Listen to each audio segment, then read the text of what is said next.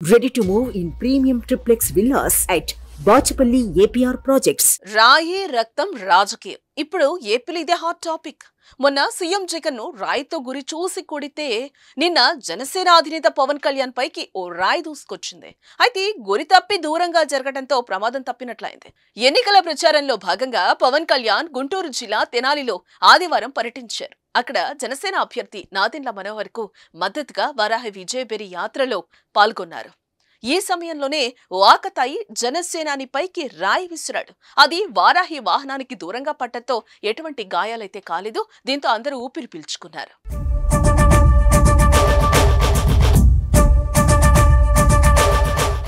రాయి విసిరిన వ్యక్తిని జన సైనికులు వెంటనే పట్టుకుని పోలీసులకు అప్పగించారు. ఎన్నికలకు ఇంకా సుమారు నెల రోజుల సమయం మాత్రమే ఉంది. ఇలాంటి సమయంలో ఏకంగా సీఎం పార్టీ అధినేతలపైకి రాళ్లు విసరడం ఉత్కంఠ రేపుతోంది. తమ నాయకులు భద్రతపై పార్టీ శ్రేణుల్లో ఆందోళన నెలకొంది. ఇలాంటి పరిస్థితుల్లో ఎప్పుడు ఏం జరుగుతుందో అని భయపడుతున్నారు. వరుసగా ఇలాంటి ఘటనలు జరగడంతో పోలీసులు అలర్ట్ అయ్యారు. పటిష్ట బందోబస్తును ఏర్పాటు చేస్తున్నారు. మరోవైపు విజయవాడలో జగన్ పై జరిగిన దాడిపై రాజకీయ దుమారం చెలరేగుతోంది.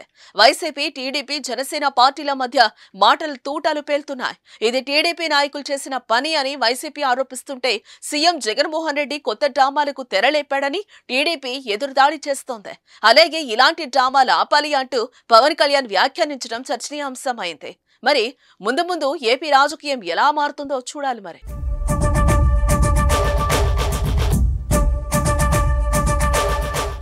సుమన్ టీవీలో మీ పర్సనల్ అండ్ బిజినెస్ ప్రమోషన్స్ కోసం కింది నెంబర్కి కాంటాక్ట్ చేయండి.